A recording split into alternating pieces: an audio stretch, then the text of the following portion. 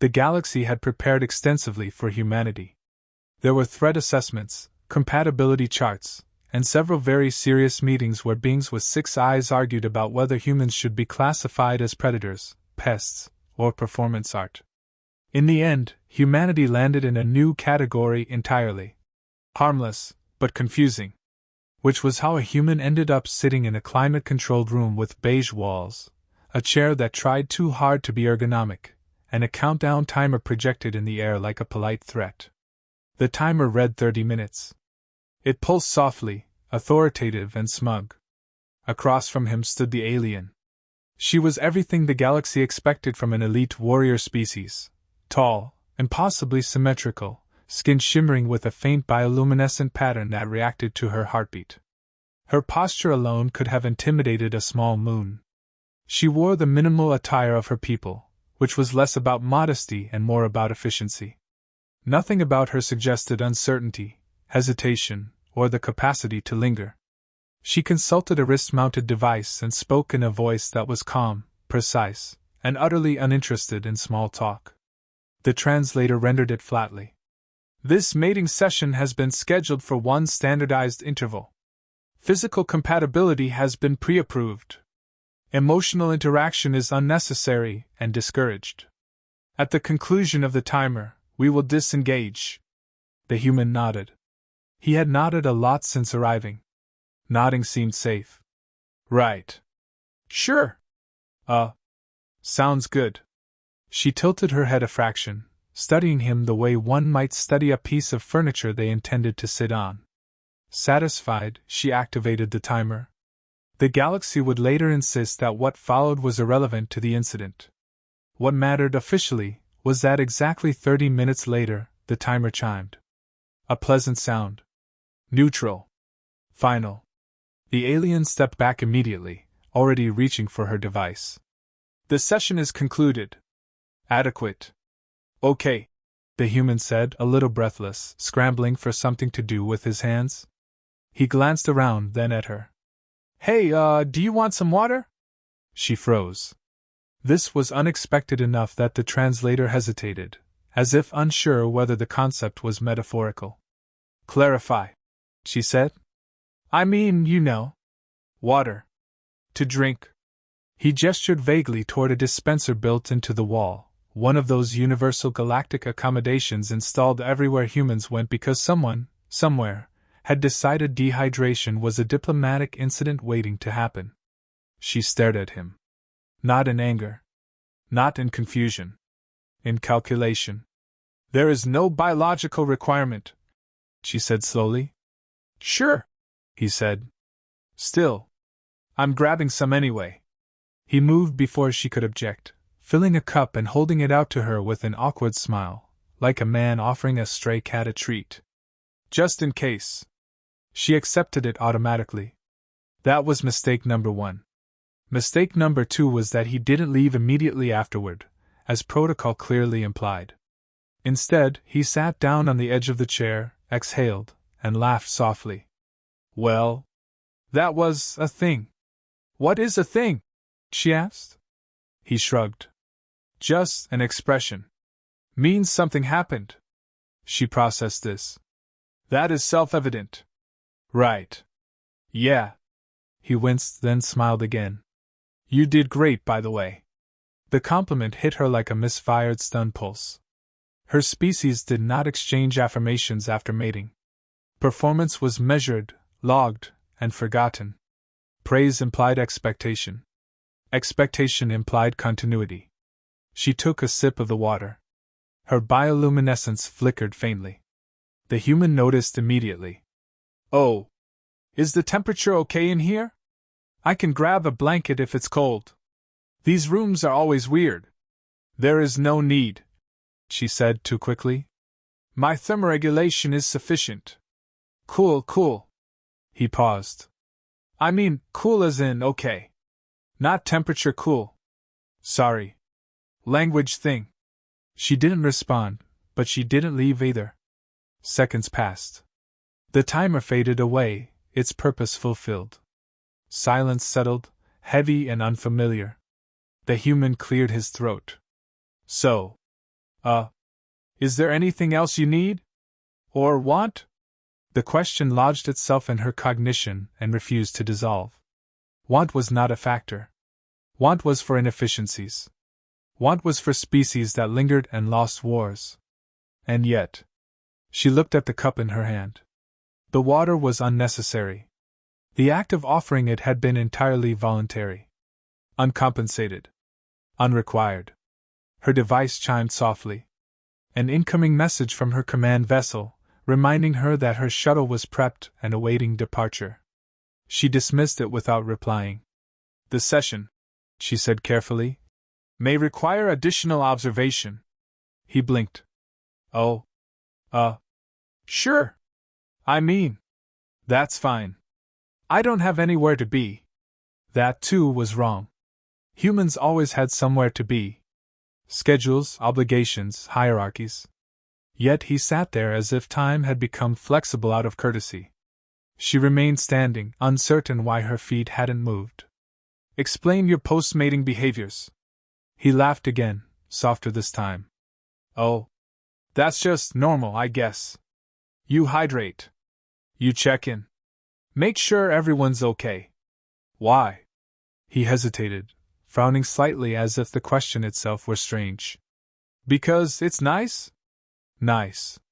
The translator struggled with the word, offering several inadequate approximations before settling on something that implied low-level pleasure with no strategic value. Her bioluminescence brightened against her will. She sat down.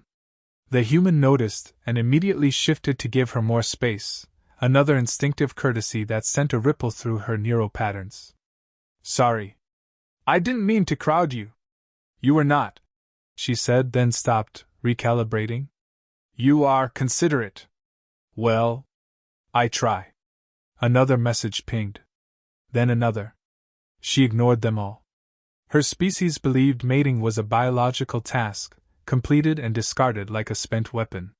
They had trained her to finish, log, and depart without looking back. They had not trained her for water offered without obligation, for jokes told with no mating advantage, for a human who asked if she was comfortable and meant it. She stared at him, studying this soft, dangerous creature who smiled like he didn't know he was altering her understanding of the universe. The session, she said slowly, decisively, is not complete. He opened his mouth to argue, then paused. Oh. Okay. Do you want another blanket? Her command vessel sent an urgent signal. She turned it off. Somewhere far away, an elite alien warrior failed to return home on schedule. And humanity, once again, had no idea what it had just done. The human assumed, briefly and incorrectly, that the session is not complete was a ceremonial phrase that would resolve itself if he nodded again. He nodded. It did not resolve itself. Instead, the alien remained seated. Perfect posture. Hands folded. Eyes fixed on a point somewhere near his left ear as if the air itself were a suspect. Her bioluminescent patterns had dimmed to a thoughtful glow, the color her species associated with internal recalibration. That, in itself, was rare. Elite warriors were trained to recalibrate after battle, not after, whatever this was. So, the human said, because silence made him nervous and nervousness made him talk. Do you want, something to eat? Her eyes snapped to him. Consumption is not part of mating. Sure, he said. It's not, like, required.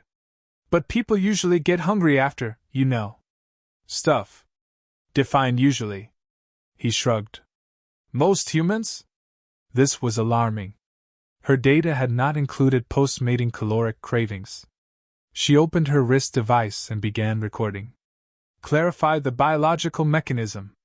I don't think it's biological, he said. More of a comfort thing? There was that word again, hovering like an accusation. She watched him stand, move to the small counter built into the wall, and rummage through a container labeled Human Nutritional Assortment. He returned with something wrapped in crinkly plastic and held it out to her. It's sweet, he said. You might hate it. She took it cautiously. The wrapper made a sound that immediately put her on edge. She stared at it, then at him. Is this a test? Only of your patience, he said. Those things are annoying. She peeled it open with surgical precision and took a small bite. Her pupils dilated. That, she said slowly, is unacceptable. He laughed. Too sweet? It has triggered a pleasure response disproportionate to its nutritional value. Yeah, he said. That checks out. She took another bite, glaring at it as if daring it to do worse. Her bioluminescence flared brighter, betraying her entirely. She swallowed and sat very still. This is not standard, she said. Welcome to humans. She finished the rest in silence, then held the empty wrapper like evidence. Log this as supplemental morale intake. Catchy. Her wrist device chimed again. This time she didn't even glance at it. The human noticed. Is that your ride or something? Yes, she said. They are requesting my immediate return. Oh. Sorry. I didn't mean to keep you. You are not, she replied, then hesitated. Intentionally. That distinction mattered to her. It shouldn't have, but it did. He rubbed the back of his neck. If you need to go, it's cool. Really? She stared at him, searching for the hidden pressure, the implied expectation. There was none. He was offering an exit. Freely. No leverage. No consequence. Her species did not prepare for this. I will remain, she said, and felt something unsettling as she said it. Relief. For further observation. Okay, he said. Do you want the blanket now? She did not want the blanket. She accepted it anyway. The fabric was warm. Soft. It smelled faintly of detergent, and something else she couldn't identify. She wrapped it around herself with awkward stiffness, unsure why her muscles felt unfamiliar, as if she were using them for a purpose they had never known. The human noticed the way she held it, and gently tugged one corner, adjusting it so it covered her shoulders more evenly. There. That better? Her breath caught. A physical reaction. Involuntary. Unacceptable. Yes, she said too quickly. It is adequate. He smiled, satisfied, and leaned back in his chair. The distance between them was respectful, non-threatening. Still, her awareness of him sharpened. Not as a mating partner. Not as a rival. As a presence. So, he said. What happens now? She considered this. Normally, I would depart. The interaction would be archived. No further contact would occur. And now? Now, she said carefully. I am experiencing difficulty categorizing the current phase. He nodded slowly. Yeah. That happens. How often? All the time. This answer disturbed her more than anything else so far. She watched him pick up a small device from the table and tap at it absently. Images flashed briefly across the screen. Humans laughing, animals doing inexplicable things, text layered over visuals in ways that made no sense. What is that? She asked. Oh. Just something to pass the time. Want to see something stupid? She should have refused. She did not. He turned the screen toward her. The clip lasted only a few seconds. A human slipped, recovered dramatically, then struck a pose as if nothing had happened. The audio was exaggerated. The timing precise. She didn't understand why it was funny. She laughed anyway. The sound startled them both. She clamped a hand over her mouth, eyes wide. Her bioluminescence surged in erratic patterns, broadcasting shock, embarrassment, and something dangerously close to delight. I did not authorize that, she said. He grinned. It sneaks up on you. That reaction, she said, lowering her hand slowly, is not voluntary. Yeah, he said gently. That's kind of the point. She stared at him, processing. Laughter without threat. Without hierarchy. Without purpose beyond shared experience. Her wrist device chimed again, louder this time. An escalation tone. She turned it off. This human. she said, activating a private log. Demonstrates repeated behaviors that prolong post-mating proximity through non-coercive comfort signals. These behaviors are effective. She glanced at him. He was watching her with mild concern. Everything okay? She hesitated, then answered honestly. No. Oh. He leaned forward slightly. Do you want to talk about it? Her species did not talk about it. Her species ended sessions. She tightened the blanket around herself, surrounded by warmth that was not earned, not traded, just given. The session, she said quietly, firmly, cannot conclude while these conditions persist. He blinked. Conditions? You continue to offer care, she said. Hydration. Thermoregulation. Humor. You ask if I am comfortable. Well, he said, smiling faintly. Yeah. She met his eyes. This is destabilizing. Somewhere in deep space, an alien command vessel elevated its alert status. In a small room with beige walls, a human offered another snack. And an elite alien warrior, wrapped in a blanket she did not need, found herself unable to leave. The official complaint was filed at precisely the moment the human asked if she preferred her tea sweetened or unsweetened. On her wrist-mounted device, lines of formal galactic text scrolled into existence, auto-translated into a language designed to sound authoritative even when describing something deeply embarrassing. She dictated it in a low, controlled voice while the human stood at the counter, humming tunelessly as water heated. Subject designation, human, average build, non-threatening posture, she began. Classification update requested. The device chimed, acknowledging receipt. Somewhere across several star systems, a clerk with too many limbs and not enough caffeine frowned. The human turned slightly. You want honey or sugar? She hesitated. Honey. Good choice. That response was logged as well. The complaint continued to write itself, expanding as if relieved to finally be acknowledged. She described, in precise detail, the anomalies observed during the extended post-mating phase. Hydration offered without obligation. Nutritional items provided without expectation of reciprocity. Thermal comfort adjusted in response to perceived need rather than environmental necessity. Most alarming of all, repeated verbal check-ins regarding her emotional state. The human returned, setting the cup down carefully in front of her. Steam curled upward, carrying a scent that triggered another unapproved relaxation response. She stared at it, then added another line to the report. Subject demonstrates ability to induce psychological ease through low-effort social behaviors. This effect persists beyond biological mating requirements. Her command vessel pinged again, this time with priority override. She ignored it. The human sat across from her, wrapping his own hands around his mug. You look serious. Everything cool? No, she said. Honesty was becoming a habit. I am reporting you. He blinked. Oh. Should I be worried? She considered him. His heart rate had spiked briefly, then settled. Concern, not fear. Uncertain. That's fair. She sipped the tea. The warmth spread through her, slow and invasive. She continued dictating. Human behaviors appear benign yet exert cumulative influence. Subject apologizes excessively. Subject offers choices even when none are required. Subject demonstrates humor unrelated to dominance or mating success. The device paused, then flagged a query. Clarify, humor unrelated to purpose. She frowned. Yes. The device accepted this with visible discomfort. Far away, the complaint reached her species command council.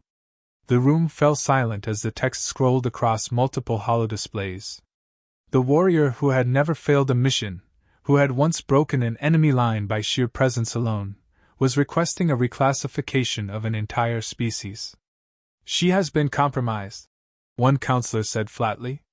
Another tilted its head. The human has deployed no weapons. Precisely, the first replied. Back in the room, the human watched her with growing unease. If this is about earlier, I didn't mean to push anything. I can give you space. She looked up sharply. Do not. The word came out stronger than intended. She recalibrated. Do not change your behavior. He raised an eyebrow. Okay. That's new feedback. She added another line. Subject alters environment to reduce discomfort in others. This behavior appears automatic. Her device chimed again. Incoming transmission. She answered it this time, projecting the hologram into the air between them. Her superior appeared, armored and severe.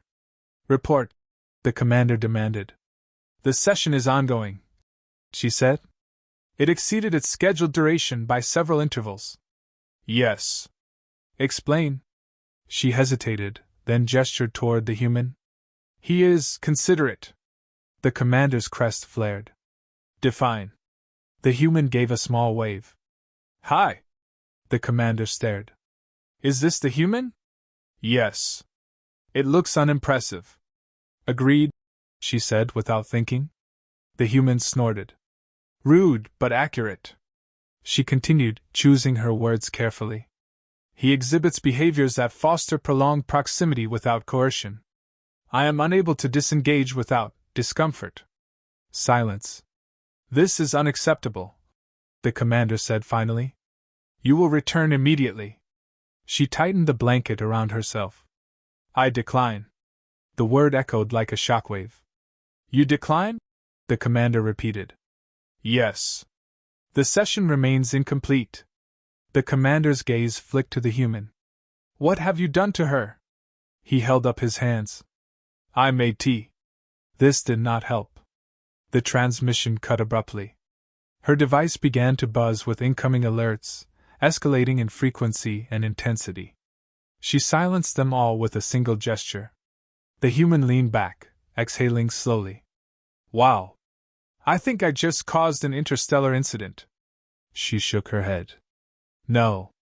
You revealed one. She added a final section to the complaint, her fingers moving with newfound certainty. Recommendation: immediate advisory regarding human psychological influence. Humans should be classified as emotionally hazardous. Prolonged exposure may result in attachment behaviors, reluctance to disengage, and re-evaluation of cultural norms. She hesitated, then appended one last line. Exposure is not unpleasant. She set the device aside and looked at him. He met her gaze, searching her face for cues he had never been trained to read on an alien.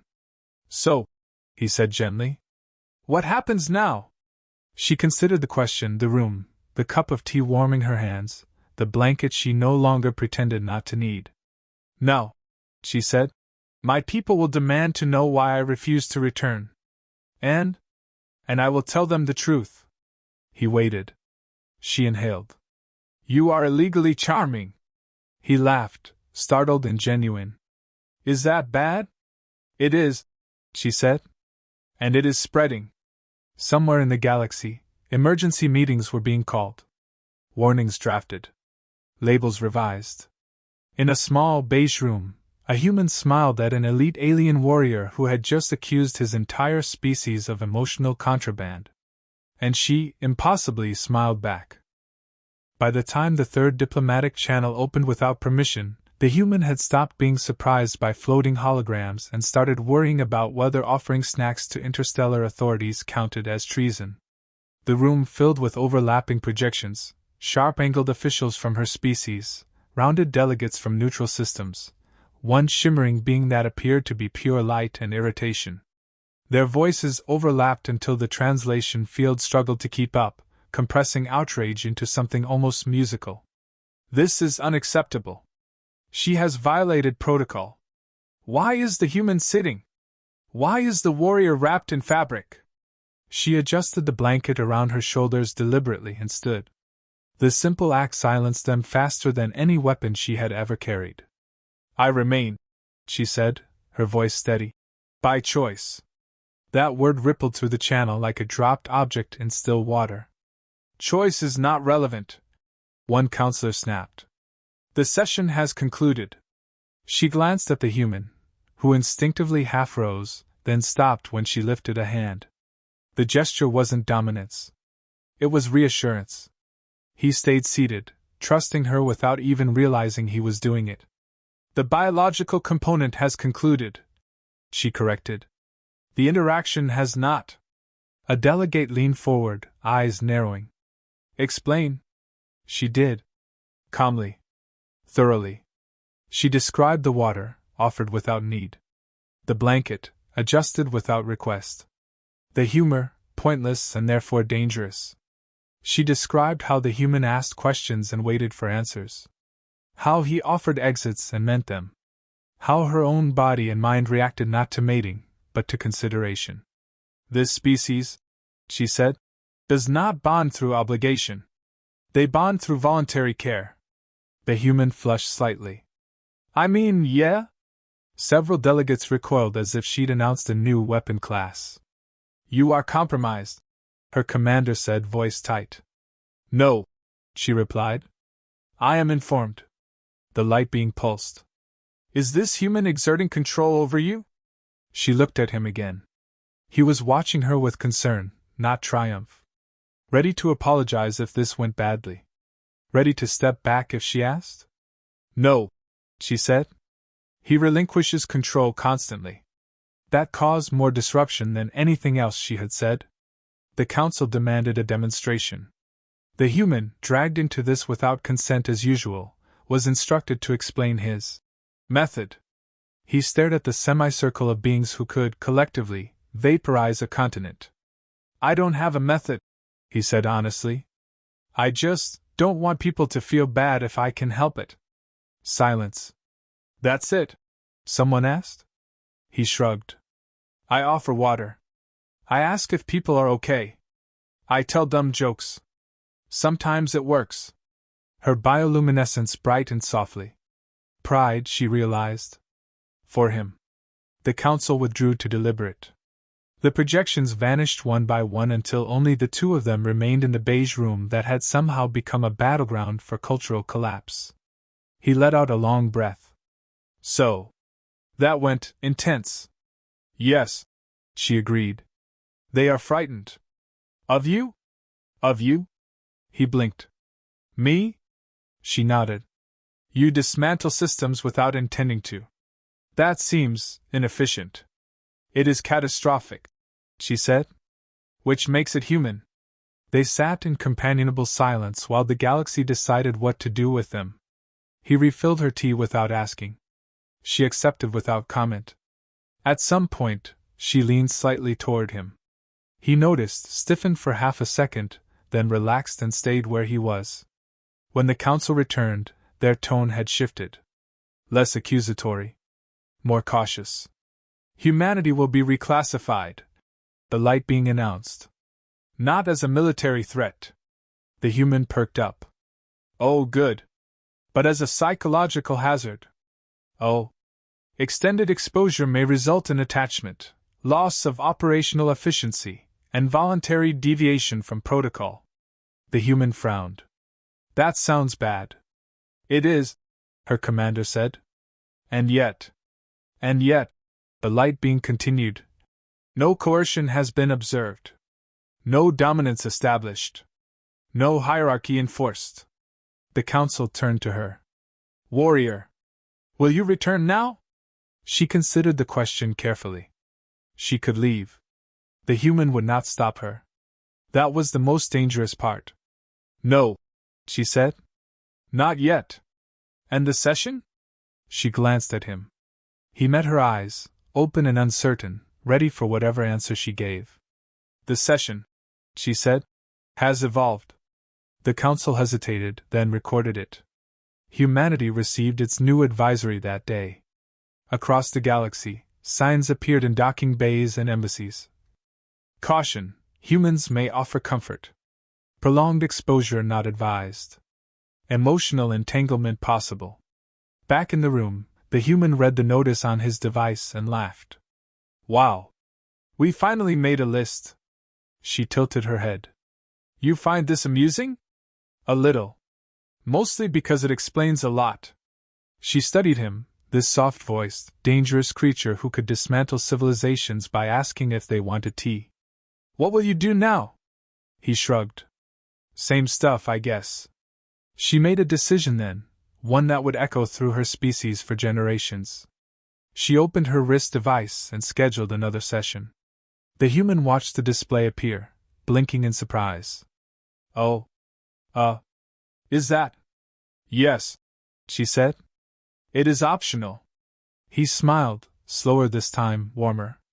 I'd like that. Her bioluminescence flared, brilliant and unashamed. Somewhere far away, an alien civilization rewrote its understanding of intimacy. Somewhere closer, humanity remained blissfully unaware of its newest export. And in a small, unremarkable room, a warrior who had never lingered chose to stay, not because she had to, but because she wanted to.